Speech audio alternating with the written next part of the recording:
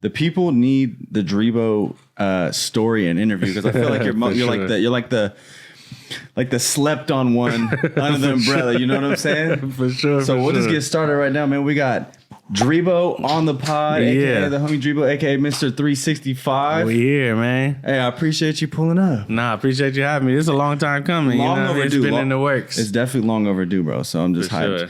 Sure. But we were just talking about, because I just moved to the Bay. Yeah. And you are out there. You're LA dude, but you spent some time out there. For sure. That's like second home for me, for real. Well, so how was that connection? Man, so how it really all started was my brother went to Cal Berkeley. And so he was living up there, and I was playing football in high school and all that. And then I was like getting recruited by Berkeley, and then I had to go to junior college out of high school. So then they like recommended a junior college that was out there. And then I went to Diablo Valley, which is like in Concord. You were getting recruited for football? Yeah. What? Yeah, I was cold at football for real. I just didn't do my homework, so I couldn't go to like D1 out of high school. What? Yeah, but then I ended up going to a junior college, and then I went D2, and then I actually won a Division II national championship. In college, yeah. Wait, so but Cal was looking at you? You were getting offers from like I had like in high school I had offers from Cal, Washington, Oregon State, Nevada, FIU. What position did you play? Safety in high school, and then I moved to cornerback when I was like junior year. Oh, word. Yeah, I had no idea. Yeah. All right, well, we'll get back to that. I just wanted to ask you, what do you think the main differences are between the Bay and LA? Man, I feel like the Bay is more supportive to their like homegrown people in general. So it's more like a tighter knit family vibe in the Bay versus LA. We're so spread apart that it kind of causes division in a lot of ways. And then the gang shit also causes division. Like the politics of there are a little different because they're not going by colors and shit. A lot of time in the Bay, if they got you, it's because they wanted you. They're not really caring about like getting people around. Yeah. Like they go for who they go for type shit. And then I think LA is just like a melting pot too. So it's like so many people come from so many different parts of the world out here that it just creates like a different energy. But I think there's more similarities and differences than people realize. Yeah, but a lot of times we don't go up there and they don't come down here, so we never really know. I feel like a lot of Bay dudes. There's a Bay infrastructure out here in LA now. I feel like now you have for to, sure. Though. Yeah, because no one from LA really has to go to the Bay yet. That's what we're trying to work on out for there. Sure. There. I mean, there was one point. I feel like when I was out there, like when I was like maybe like 20. When did I move? 2017. So maybe like 2015, 16. I feel like the Bay was cracking when like the tech boom was happening, and it wasn't necessarily for music, but just the energy out there was like, it's a lot of shit going on with like when Uber was starting and shit like that. Like, bro, I've had some of my funnest nights in the Bay Area. Like, yeah, for sure. Like it's lit out there. Yeah, the club scene was crazy. Where were you going out at? Shit, I used to go to what's that shit? Temple. I used to go to Temple. Temple SF? Yeah, I used to go to Temple. That shit was cracking. We got kicked out of there one night. Actually, we got banned. Like, my homies got banned for, like, threatening one of the bouncers. Oh, shit. Yeah, I used to go to Temple. And then they used to have this shit called Trap Art that was booming out there. The two homies would throw it. They were a couple. And they had, like, a crew that threw it. And then even, you know who 19 Keys is? Yeah. He was a part of the crew that threw that shit. And so they had these like, it was like art meets club, but it was tight. They had these dope events. That sounds pretty sick. All right, in terms of music though, what do you think the main differences are, if there are any? Because I feel like you're one of those artists where you're very pure. And I feel like I would love to just pick your brain on like the differences in the music. Man, that's a good point. I feel like there's a little more kind of game-giving music. Well, I guess past tense, there was more like game-giving music, like where it's more about the gems you speaking in the music. Now I think kind of everything is all kind of street rap in a lot of ways for both ways. So now I think there's less similarities than before But I think the energy and sonically, LA, like we get a lot from there. You know what I mean? And I think they kind of the Bay test the boundaries a little more to me. In terms of like experimenting with sounds? Yeah, for sure. And stepping outside the box a little bit. I feel like I got a lot of my sauce from the Bay for sure. Just fucking cupcake, no filling, like you know what I mean? People wouldn't but that's why I said like past tense, because it's like there's a lot of older Bay records, fucking Young Kurt that I fuck with, and kind of like really, rest in peace, Young Kurt. But just like I used to drive around to that shit when I was in like junior college. Okay, but you got put onto the Bay Area music while living in the Bay, but so you weren't slapping Bay stuff? No, I didn't know nothing about nothing. I went out there at 17, 18. I'm green. I don't know what's going on. And then my homies on my football team, they putting me on to like different shit. And so now I'm over here. I'll go from slapping Dom Kennedy to fucking Young Kurt. Yeah. You know what I mean? So did it open up your eyes a lot? Or were you even, I'm sure you were familiar with Bay artists. I was familiar with like Hyphy, Tell Me When to Go, E42 Short ones. Type shit. Yeah, but that's pretty much it. I got put onto the Jacka, like the Jacka. Oh yeah, cold. you got yeah. You know what I mean? I knew like Keek the Sneak, obviously, because that era. But for the most part, I was just mainstream. I only knew the mainstream people. And then I started getting put on. I'm like, oh, they got some shit over here. And then I think a lot of that, because this was before I even started like doing music.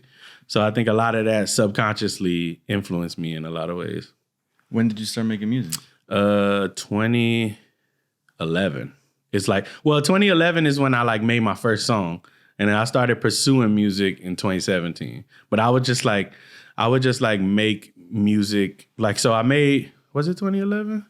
Yeah, it was 2011. So I made my first song in 2011 just on some bullshit iPhone with the little earpiece. And then I would just make songs periodically with the homies in college type shit. But were you always like that type to want to make music or create stuff? I was always just a consumer of music. Because I played football, I would listen to a lot of music, like pregame, to and from practice, after practice, all that. I was just like a consumer of music.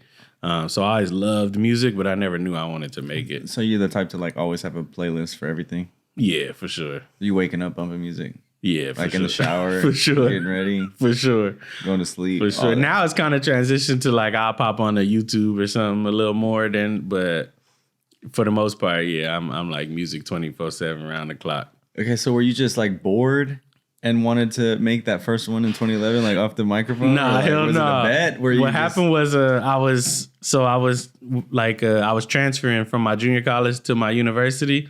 But I had like a 2-week period, and I was in LA just kind of waiting till it was time for me to go to school.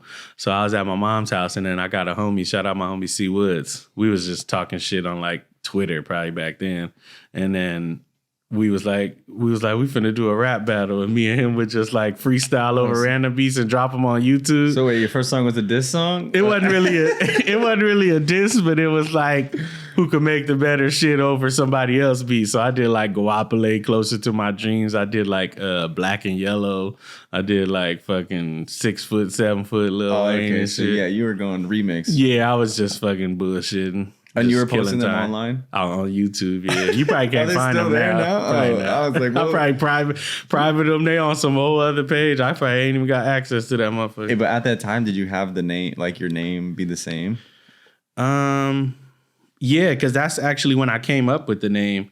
So I was going back and forth with him, and then there's this like Everest spoof with like, I think Slink Johnson did it, if I'm not mistaken. There was like an Everest spoof, and then he like, you sitting on the couch smoking that sticky ass Dreebo, and I thought he said Dreebo. And I'm just football playing. I'm like, I'm finna be a rapper and call myself Dreebo. Literally, that's how my name came about. And then I tried to change my name and do the whole like Kendrick Lamar K-Dot thing. I tried to go by my real name, and then people kept calling me Dreebo, and I was like, I can't shake this motherfucker. I'm finna embrace it.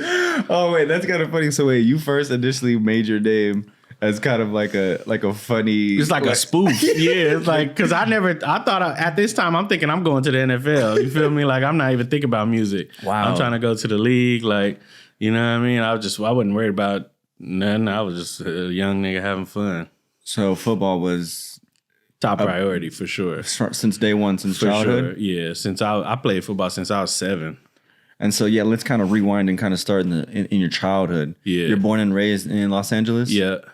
What part or what So area? I grew up kind of moving around. I started out in Mid-City and then moved to the west side, like Mar Vista, Venice area. And you have how many siblings? Shit, 6.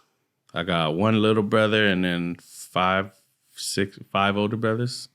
Wow. So 7 total. All guys. All boys, yeah. What? 7? Yeah. Different like moms and dads. Okay. But yeah. Okay, and so you immediately get put into football as a youth, and because both my older brothers played football, so they kind of set the path for me. One of my oldest brothers, he ran track, and then the brother under him started playing football, and then me and my two brothers followed suit, kind of. Wow, and what did your parents feel about? How'd your parents feel about that? Shit, my mom just wanted me to graduate high school and go to college. Really? She wasn't tripping how I did it, why I did it, what was the formula. She just was like, go to school, get an education. Yeah, like how was the household growing up? It was cool. It's like a gap. So growing up, my 2 oldest brothers are 13 and 12 years older than me. And then under that, it goes 6 years older than me. And then 4 years older than me. So for me, it was like my 2 in the middle that were 2 years apart, 4 and 6. They were like together. They were like twins, damn near. And then I was 4 years younger. So for me, it was like, even though I grew up in a house full of people, I was so young that I almost grew up alone in a sense. You know what I mean? Because of the age gap. Everyone was kind of out the house, or like they're just doing their own thing. By the time I know what's going on, and I'm 8. Or I'm 10, you know what I mean? My other brother 14, and the other brother driving, the 14-year-old with the one driving. And you're too young to really go with them. Yeah, so I'm like trying to tag along where I can, but they like, sit your little ass down. All right, bro.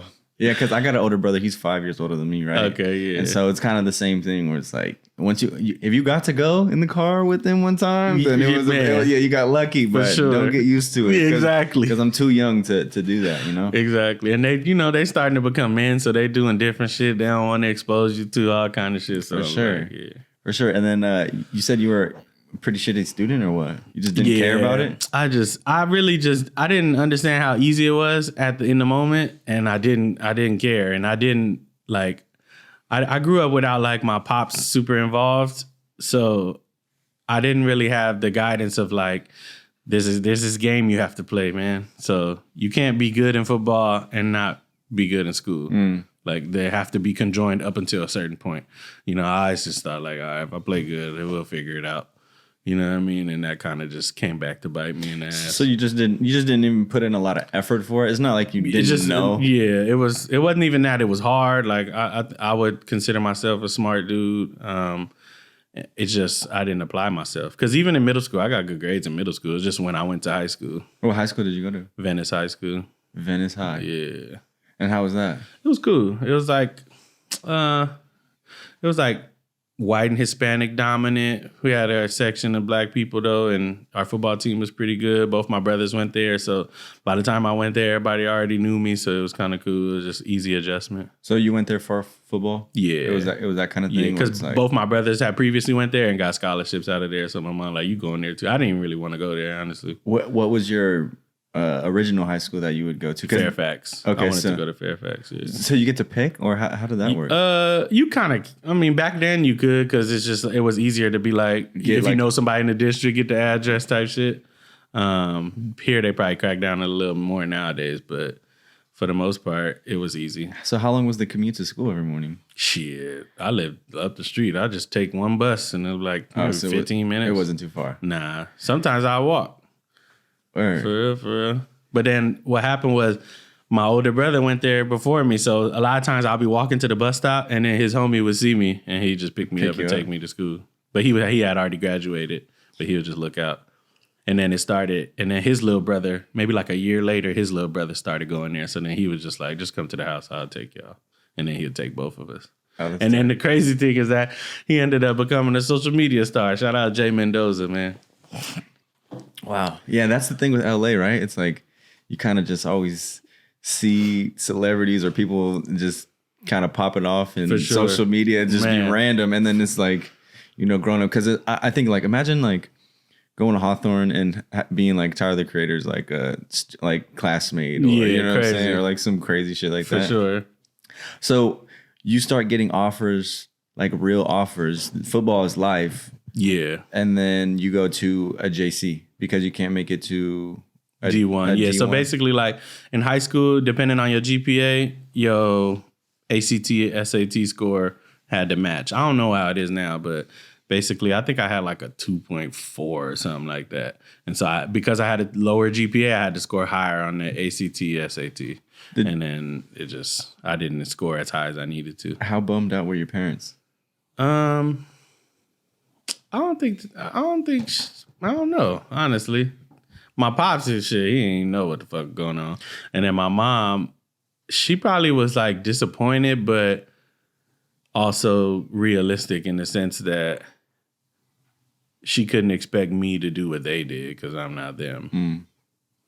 But I know sometimes the parents do. You do feel that pressure of like trying to live up to the older sibling's shoes. Oh, for sure. You know? Well, I felt that, but then my situation was weird because I was better than both of them in football. You know, and rightfully so because I'm the youngest. So they taught me everything. I knew everything earlier than a lot of people. So I think that was the biggest disappointment in everybody was just like, bro, you're so good and you could be so great, but you're just not doing this part. Wow.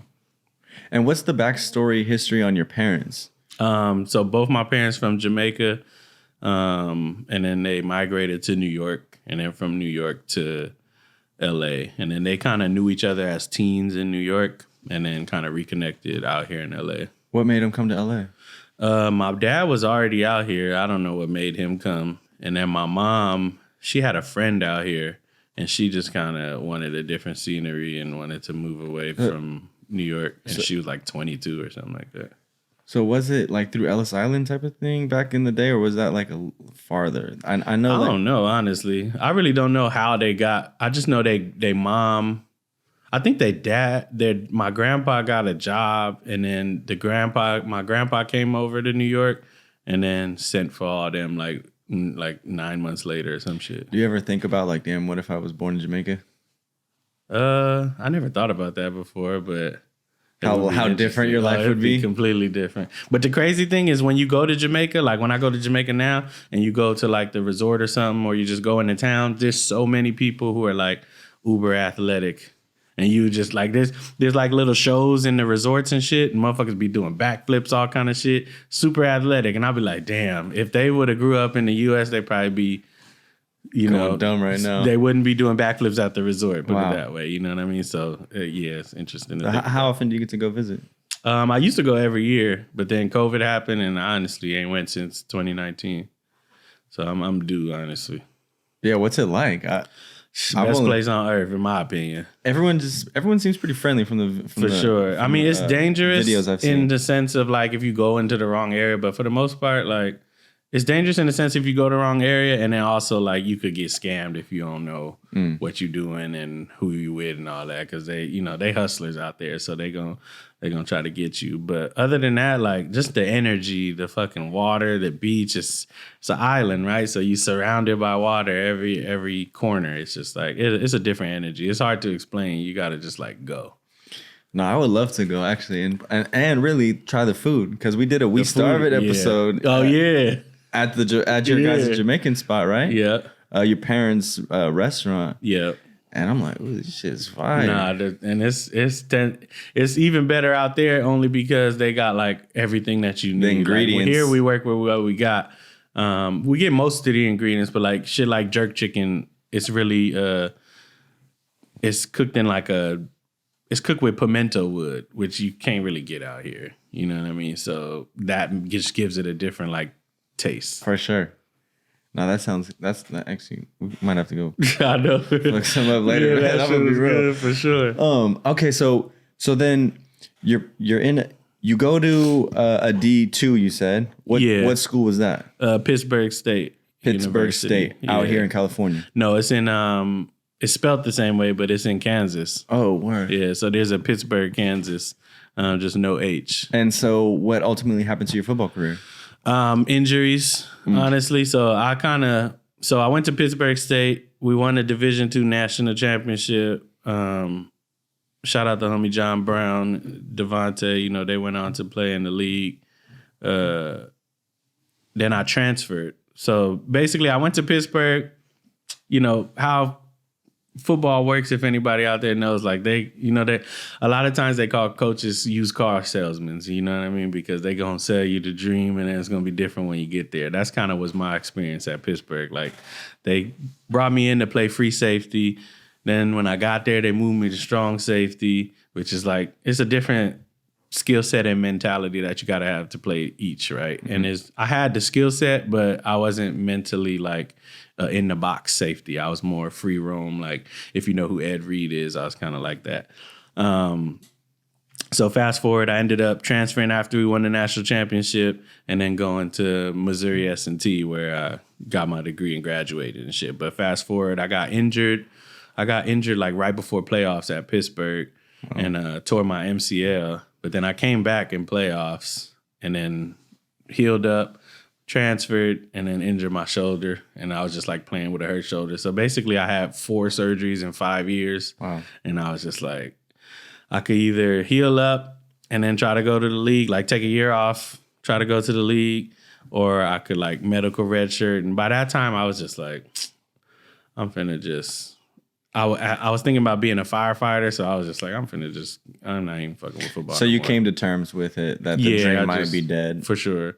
Because that's a hard pill to swallow for an artist. I mean, to be crazy though, to be honest, it was easier to swallow, pause, because I started making music when I transferred. So when I transferred to my new university, Missouri S&T, so it's a crazy story how I even fell into this, because I was supposed to live in a studio by myself, and then the studio wasn't ready by the time school started. So I had like a month or something. So the coach put me with these people over here. And then I was like, all right, fuck it. I'll just go stay over here for 2 weeks and then go get because I wanted to just live by myself, do my little year, get on and mind my business.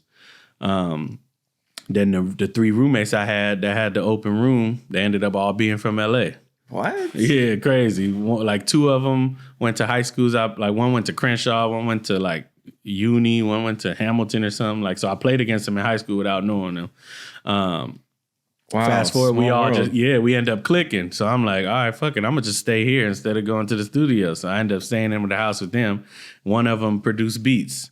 The other one sang. Wow. And then he in the house just producing beats all the time. And I'm like, what the fuck? You know what I mean? I'm interested. I'm whatever. I had already made a couple songs. So like now we start just freestyling in the house and making songs and shit. Next thing you know, we moved to a different house like the next semester. And then the homie went and bought like a whole setup. He went and got a computer, a mic, the whole shit. Next thing you know, we recording on fucking like some Adobe audio shit. Yeah. So wait, were these guys athletes too, or they were just students? They were on the team. Oh, they were on the team. Yeah, so we were all on the team. We were all like same year. Only 4 people from LA and Rolla, Missouri. You think Coach did that on purpose? Probably, because he was from LA. Yeah, so he probably like, let me just put all these niggas over here. They probably not gonna get in trouble together. Or if they do get in trouble, they get in trouble together. They all gone. Man. Wow, that's amazing. So that's how you got introduced to the music. Yeah, so that's how I really got into it. Because he taught me how to record myself. He taught me how to make beats. And then I just took it and ran with it. And then so once it like got to a point where everybody would go to sleep, I'll be up at 2 a.m. making songs. Oh, so and then really I go to sleep at like 3 a.m. and then wake up at 6 a.m. and go to practice. And so were you trying, you said you were trying to make beats and I was like figure out all aspects of the music. Well, I was the only one I had or them. So it's like if they weren't around, and I would just do it myself and figure it out. So I just started making beats and doing songs. All the homies from the team would come over to the house and we'd all just make records. And then that's like how I put out my first like 2 mixtapes type shit. And what were those called? So the first one was called Man in My City. And then the second one was Man in My City 2. And how many years ago was this? Shit, 2012, I think. Wow. Yeah, like so you've been making music for a while. 2012, 2013, yeah, was when I like got into it. And then it's crazy because DJ VIP actually hosted my first mixtape. And he's like, he ended up being like Nipsey Hussle's DJ. Oh, word. Yeah, it's crazy. It's like weird, like how it intertwined. Yeah, so you're making music out. You said it's in Missouri, or Rolla, Missouri. So was that like a big culture shock? For sure, it's completely different out there. St. Louis is dope. St. Louis is more kind of my speed in the sense of coming from LA, but Rolla was definitely different. It was like one of them small towns where it's like the people were nice and shit. Like it was cool, but it was like one big Walmart. Like, hey, don't go over there. Don't go to that spot because it get tricky for us over there. Like shit. It's a lot of white people type of thing, right? Yeah, and just like certain bars you just couldn't go to because you black. Like, you don't go in there. They're going to get you. Wow. And so you had already done the couple years in the Bay before that? Yeah, so I was in the Bay from 2007 to 2010, and then I went to school, 2007 to 2011. I think it was 10, yeah, 2007 to 2007 to 2010. Then I went to school, and then I came back to the Bay in 2014. So that was my question. Where do you go after Missouri? I graduated. I graduated college, and then I moved back with my girl in Daly City because she was going to SF State. Word! Yeah. Shout out to Park Merced. Yeah. I used to be over at Stonestown every day and shit because I used to work at that Sports Authority that's right at the mall. Word! Way back in the day. Honestly, I was around there that time. Oh, too. For real? I want to say maybe a little later, but yeah, small world. Yeah, because my one of my best friends got a scholarship to Russell there. Okay, dope. So we'd be in Park Merced. Like they had like a house in Park Merced. Yeah, like so she used to live on the old ones, like right behind the little stadium, but next to Park Merced, but same shit. Okay, so you go back to the Bay and you're still making music? Yeah, so that's when I'm working a regular job, I'm working at Sports Authority, and I'm kind of just trying to make music work on the side. And then crazy thing is I book a random studio. This is probably like my first month out there. I find a studio online, book a random studio. I'm like, give me y'all engineers, whatever. Meet this dude. I'm like, oh, he pretty dope. So every time I go back, I book him. And then now that's my engineer now. Wow. Yeah, since 2014 type shit. Shout out my boy Adam. Wow, yeah. So you were networking in the Bay. Like that was, sure. You were trying to be involved in the music scene out there. For sure. And I would like I was out there in the era of like, what's that party called? Oh, Sundays? Sundays, yeah. So I'd be in there, you know what I mean? Sundays used to go. Them lines was crazy, though. And I done went to a couple that I didn't get in. I'm like, this is bullshit. I ain't going back to this. And that shit was too crazy. You know, I typically get annoyed when people are like, watch out for the bib out there, you know. But that was one of the Sundays. Your shit might get bibbed. You better be careful. My boy car got bibbed so many times. I only got bibbed like twice. So I find that's a win in my book. But my boy, every time, and he's so stupid. He shout out my nigga. He would always leave something in the back seat. I'm like, bro, you from here? How you not know by now? You're like, damn, I left my backpack in the back seat. They got me. Damn, so Dreebo was at Sundays. Turn it up. We was going crazy. So like, did you start working with Bay Area artists or like when did that happen? Not really, honestly. I kind of was still just figuring it out. Like I would go, I had like went up to the radio, pitched some shit before. I like would do little shows that I could do. Like I opened up for 4 out there before. I opened up for what's my nigga name that was signed to E40? Neff? Oh, yeah, Neff the Pharaoh. So like I was just doing little shit, but I wasn't really like collabing with too many people at that time, honestly. I was just trying to get my feet wet and figure out what's what in the meantime of like I was working and shit. Yeah, because when I first moved to LA or when I first found out about you, I was looking at the catalog. I'm like, the relationship you have with Larry June, I was just so curious about how that like even came to be because, you know, back in the, like he's been doing it for a while as well, you know what I'm saying? So I was just like, what's the story on that? So I actually knew who he was, obviously, because my time in the Bay and shit. Yeah. So I knew who he was, but I didn't connect with him till 2018. And that was right when in LA. That's right when he started his newer like. Yeah, I think sound. that's when he left the label or like something like that, and he kind of was. That's literally what happened. So a lot of people be like, "Man, why y'all ain't shoot a video to Organic Pimpin'?" I'd be like, a lot of it was that he switched his sound, and so it was like it didn't really make sense for him to do a video and promote that shit like that when he was going in a different direction. Yeah. He was Trap Larry before that. You feel what I'm saying? So, 2015. and then he kind of went to the soul sample vibe and kind of that shit. But so did you have to pay for the verse? Or did no, you so what out? happened was my boy Doe, shout out to Doe Networks. He got a project dropping that I'm on tomorrow, actually. He put that together. So what happened was Doe found out about me through TF and then reached out to TF to get in contact with me. He sent me that record and it was just the beat. Shout out to Salt Trees. He did the beat. Then I put just a hook on it. At first it was supposed to just be a hook. And then TF was actually supposed to be on there. Wow. But then TF heard it with Larry June and he was like, just let that nigga Dreebo put a verse on it. So then real one. That's kind of tight. A real one. So then I ended up putting a verse on it too.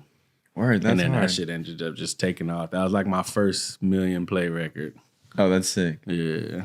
Yeah, that also leads us to how do you become involved with everyone under the umbrella, or the Apollo people, Tiny. Like how do you meet everyone like that? So me and Tiny went to high school together. Okay, yeah. word. So we both went to Venice High. Tiny's older cousin, who was Floyd, is like my brother. Him and my brother were like best friends in high school and shit. So they told him, Tiny, like, me and Tiny coming in the same class, they leave in the same class. So Floyd tell Tiny, hey, after practice, find a nigga named Naeem and go with him to his house. So I go to school. I don't even know nothing about this. My brother don't tell me. Floyd don't tell me nothing. And then I go to practice, and it's just a nigga walking around like, hey, who Naeem? You Naeem? You Naeem? Who Naeem? And that's Tiny. Tiny's the one. I can totally see Tiny him walking doing around, that. hey, you Naeem? Who Naeem? Hey, Floyd told me go home with you. I'm like, all right. So then we go to the house, and then we homies ever since. What? Yeah. Bro, that's hilarious. No, for real. So then, so we just kind of connected through that. And then I met T-Rail like way back in the day through Floyd and Tiny, because this is like 2004. I meet Tiny. I knew Floyd prior to that. And then so the first time I met T-Rail was like he had some like fucking big ass all white yacht party that went crazy. And that's the first time I met him. And then same thing with Q. Like I met Q through Floyd and Tiny, just knowing them for hella long. And then I think everybody else on the umbrella met through just kind of the podcast space for the most part. Wow. So wait, what was that? What was the walk home like with Tiny that day? Was it like awkward, or y'all were just like? I mean, hit it off not really, rip, because I feel like we might have been around each other before that, maybe once or twice that shit, but it was just like, shit, what up, nigga? And we just went to the house. I think we might have went to the house and played Madden or something like that, and then Floyd came and picked him up from my house, and then they went back to the 50s type shit. Yeah, you guys were teammates, right? Yeah. Yeah, so I was gonna ask about that. Like, you never had to be involved in the street life. How did you avoid it? Or did you? Nah, I think I've always been, and I'm just a person that's just gonna do what he do. So I think a lot of it was, I was definitely tempted, and I definitely had times where I, got close to it. I mean, I would think just growing up in LA, of course. Yeah, right that's a lot of it between family members or extended family who are from different places and homies and shit. It's definitely the opportunity there. But I think for me, it's just, I just never did it. I don't even know how to explain it. I think a lot of it is my mom being smart enough to be like, all right, I'm gonna move y'all. We gonna move, and I'm gonna take y'all this way instead of that way. And because she moved to the West Side, that made a big difference in who we became, because of in Mar Vista, Venice area ain't as much gang activity. You know what I mean? I mean, you got like some Mexican gangs and you got like show lines and shit, but like it's not as prominent as in like South Central when you got 6 different hoods in a 4-block radius and shit. Like, you know what I mean? Yeah. It's just like a little bit more going on. And so I think that made a big difference too. And I think just we traveled a lot as kids. So the exposure of just the world and life, and I think just kind of played a factor in me being like, I fuck with these people, but that ain't for me. And so I kept fucking with the people I fuck with, and they never pressured me to, join nothing or nothing. So it kind of worked out. That's hard. All right, so speaking in terms of music, how would you describe like the sound? Because I feel like you're super versatile and you could make any type of music for sure. And I just feel like you got the fire hooks, but also you could rap and also you could make some bouncy, wavy like dance type shit. Yeah. I guess. I mean, I probably feel like I would fall under the melodic rap category, but I don't even know how to. I feel like I can't even describe it because of that. And because of the so many different lanes I go to, and I'm not afraid to experiment. Like literally just the other day I was on stream and I was making like a fucking house techno type record, just beat on just a whim type shit, So my sound is fucking unpredictable. That's probably how I explain it. Yeah. Did you feel like it was hard, like your first times making music? You definitely you could see the transition or the different type of sound, you know what I'm saying? Because I feel like that's an important aspect of the art of an artist is to find their sound. Yeah. You know what I'm saying? Or kind of find their vibe. For sure. So I was just curious on that. If you're like, because I feel like it is good to be versatile, but also it could be kind of a bad thing too, in a sense, because you don't have maybe like an identity in a sense. Where it's like same. I mean, that's true to an extent for sure. But I think one thing I learned being around like a lot of big artists, and I think a lot of the dope artists do this, and I think I learned this from like Q as well. Like every album got to be different. So it's about, I guess, how you apply your versatility. So like for me, if I make a fucking house record, I may not put it out as Dreebo, but I may like get it in a sync opportunity and get it in a movie or something. And that's how I still get my versatility out. Or if I make this type of record, I might try to get it to this artist or that artist. So that way that versatility still comes out, but it may not come out under me per se. Yeah. And then I think it's, to your point, this just have a signature to balance the versatility. So like for me, my hooks are my signature. The melodic fucking like Nate Dogg style shit that I do is kind of like my signature, what people can always expect from me when they hear a record. Yeah, no, I could definitely hear that. I could definitely hear it. Do you have like inspirations or people that like really influenced you? Oh yeah, for sure. Music Soul Child, probably like one of my favorite artists. He definitely heavy influence. Bob Marley, Lupe Fiasco, Pharrell, shit, the list goes on. Missy Elliott, Nate Dogg, like that's a lot of variety in that bag right there. That's a lot of range right there. I can't help it, from Lupe to Bob I can't help the versatility. It's really my mama's fault because we'd be in the car and she'd go from Anita Baker to Tupac. Damn. You know what I mean? Like she had a wide range of a music palette. So for me, it was like, it would be from Anita Baker to Tupac to motherfucking Barrington Levy. Who's a reggae artist. Like it would just be whatever the feeling was. And so I think a lot of that I got from her, just kind of being exposed to the different types and genres. Yeah, I think that's super important as a kid too, just to, for sure, brighten it up. So would you ever make, is it reggae music? Yeah. Have you ever dabbled in that lane, or is it aspects, not like traditional reggae, but I put reggae elements in my music before, for sure. Damn. Yeah, like whether it be speaking patois on a record or like just taking instruments and different sounds and incorporating them. So, wait, what did you say? Speaking what? Patois, which is like Jamaican. It's basically English, but it's just like with an accent and different slang words and shit. You know how to speak that? Yeah, from time to time. I feel like you leaned up to me. Like, speak that shit. Nah. I wouldn't put you on the spot like that. But I was just curious on like, because I've seen clips of like that white dude speaking. On that. YouTube, he's hella funny. And I'm just like, you get that joke? Say it back. And I was just curious on like if it's something you have to learn, or I mean, clearly you have to learn it, but it's just like, you definitely got to if you're not from there, you got to learn it.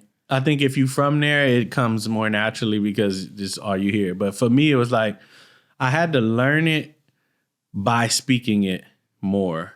And then my mom was a code switcher, so she worked at UCLA, so she would be like she would in her environment, she'd go patois, and then at work she'd go normal. And so my dad, he was at the restaurant, so he just straight patois. Like the restaurant is like little Jamaica. Everybody in there from Jamaica, patois, all kind of shit. So you go in there, and that's all I was hearing growing up. And like whenever I was in the restaurant, just I'm hearing all patois. And then at home, I hear like on and off. So your parents had the restaurant your whole childhood? Yeah, that shit older than me. So that shit is like 43, 44 years old. Wow. Yeah.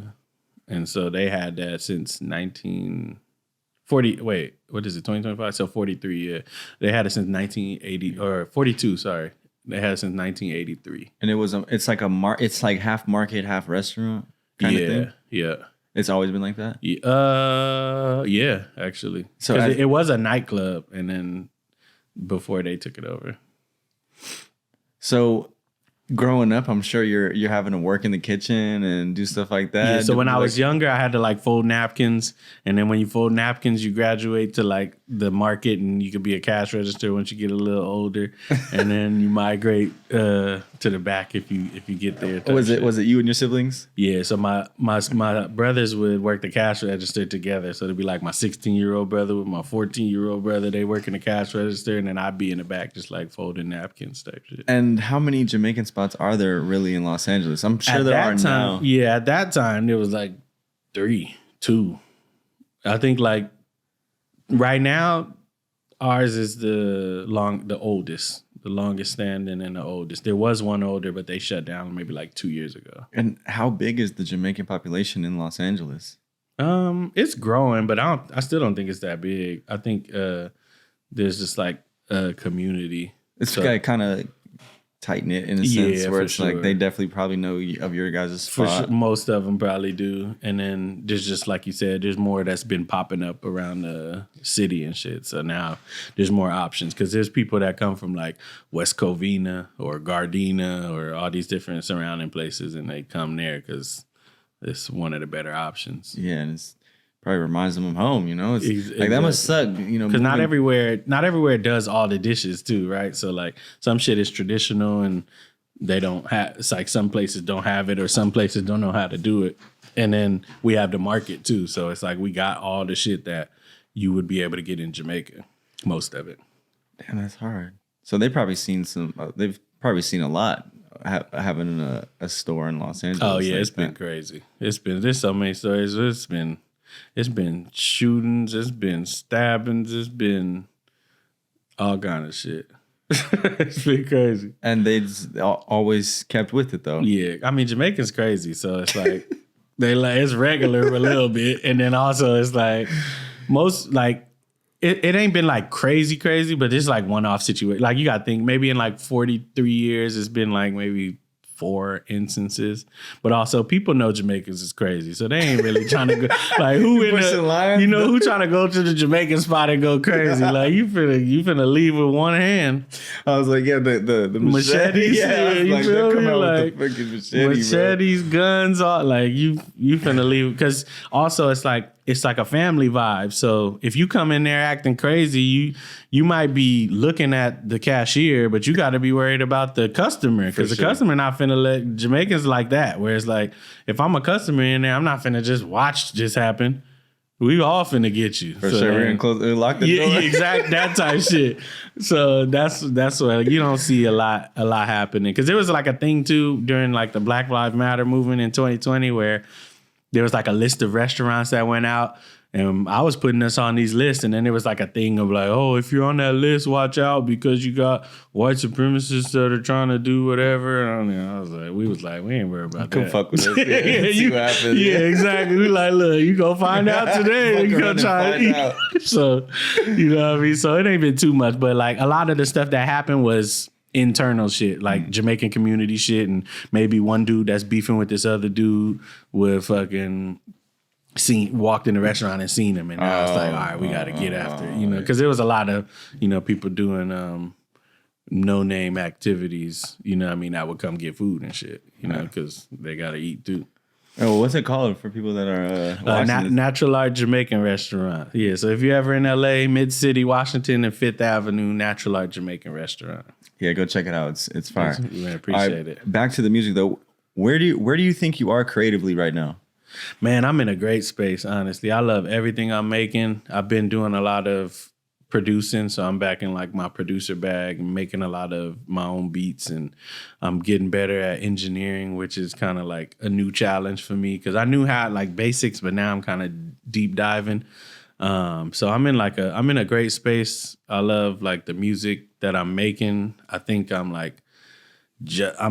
like I'm reaching a new level, and I just continuously progressing. Have you had moments where you wanted to give up? Shit, yesterday. Shit. I be tired of this shit, bro. Dude, I feel that. No, literally yesterday. Like it's tough because it's like I'm so overlooked. I'm so like underappreciated in a lot of ways. But I'm also one of the ones who kind of is, in my opinion, such a great representation of LA. But because of the sound that the world likes right now, as well as the city, it's like my shit get overlooked. And what do you think the sound is right now? It's the street shit. Yeah, the gangster rap. If you're not talking no street shit on a record, 9 times out of if you're not talking no street shit with some heavy 808, 9 times out of 10 it ain't getting no love right now. I feel that. So I think that's but it's like everything has seasons too, and I feel like it's starting to shift, but you know, it's just one of them things where you just gotta keep shooting until you fucking make that undeniable record. Yeah, I keep seeing this like meme go around where it's like we're not trying to be on demon time anymore. We're trying to be on angel time. Yeah, like, you feel me? Which I kind of feel though, because this shit's like, exhausting. It's like if we think about it, demon time was not the time, but everyone was trying to be on demon time, man. For sure. And you know, it's just it's dark energy. I think people are trying to be more positive now, like exactly. You know, or at least I am. I think I kind of always been in that on that side of the fence, but I think the demons is getting older. Yes. So it's like life is starting to hit. Like, hold on. You feel me? Niggas trying to settle down, but all the girls was on demon time. So now it's like everybody done mess with everybody, or their minds is fucked up. The dudes, same thing. So it's like, I think the demons is getting older and realizing like, damn, all right, it's something better.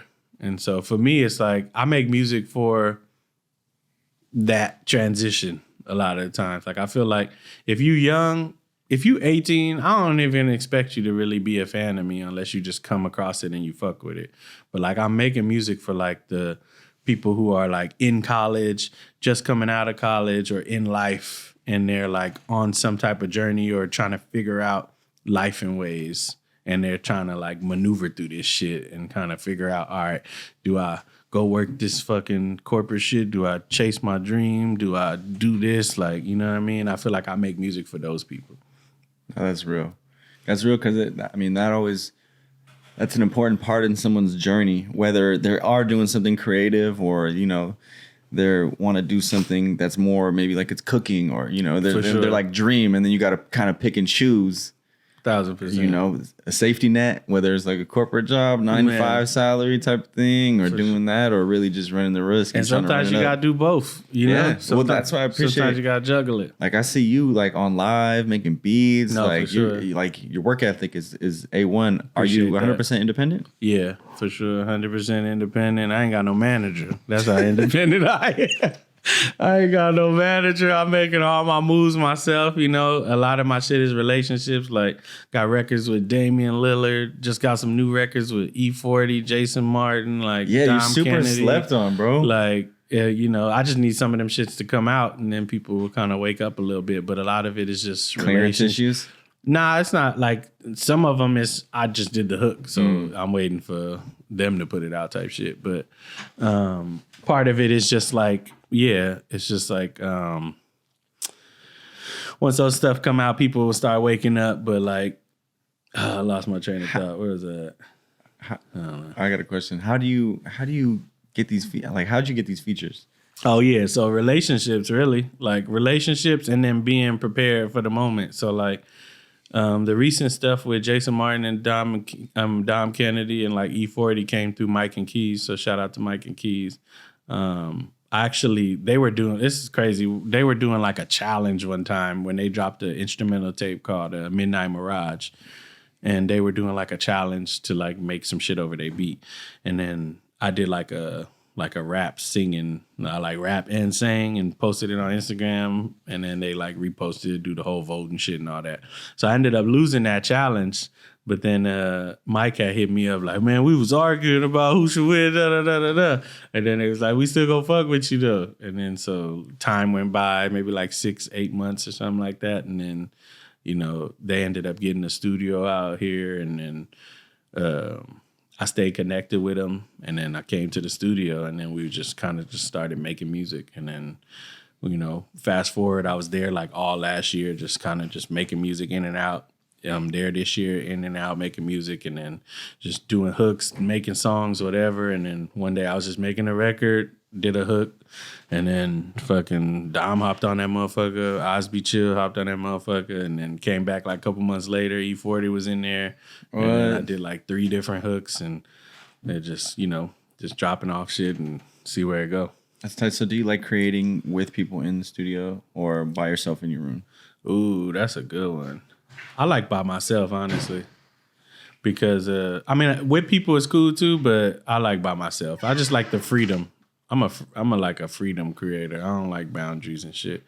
I think that has a part to do with my versatility. So it's like I like just me, and especially because I know how to do everything. It's just like there's something within that freedom of that. All right, so are you always going to stick to the music, or are you going to keep dabbling in the video content, podcast? I'm going to still do everything because, I mean, shit, it's like I'm independent out here. So until I get a label to come throw me a bag, I got to keep creating these revenue streams and let it all add up.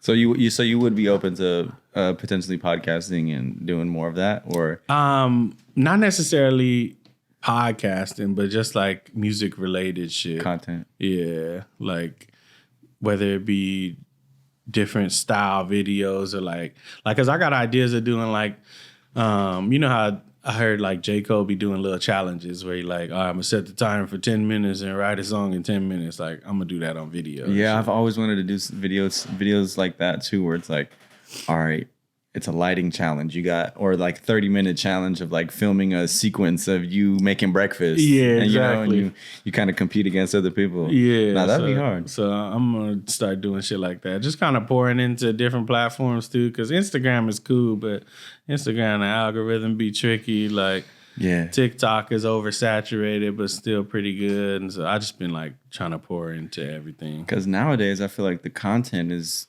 outweighs everything, you know, the music. Remember that post you got flagged for? Yeah. Trust me.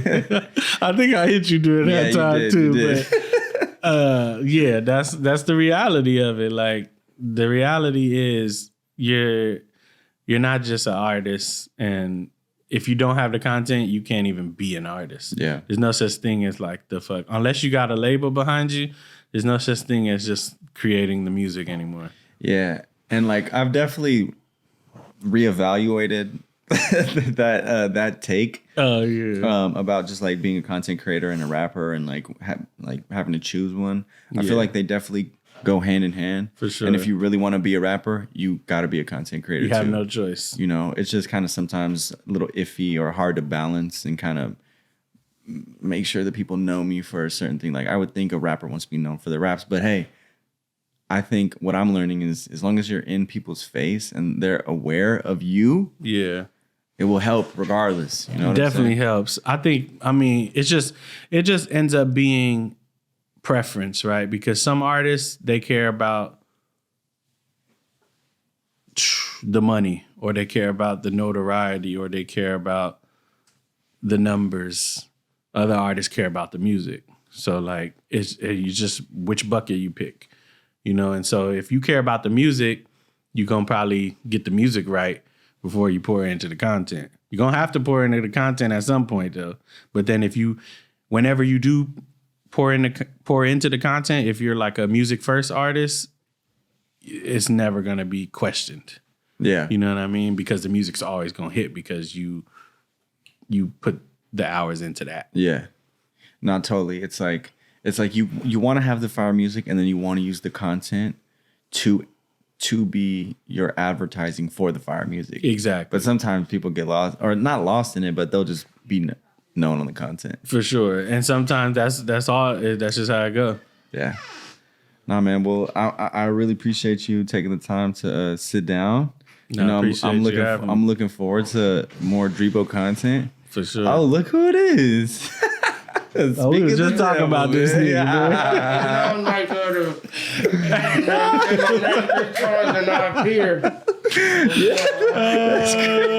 Hey, tell about how after practice you was like, who naive? Who naive? Yeah. You naive? He told me the story. Yeah, I'm like, how they not gonna tell me somebody gonna be looking for me at practice? It's crazy. Hey, man. Asked everybody. The whole football team like, you naive? Oh, that's just funny. Like, boy said, go to your house. Like, all right, I was happy you didn't give no questions.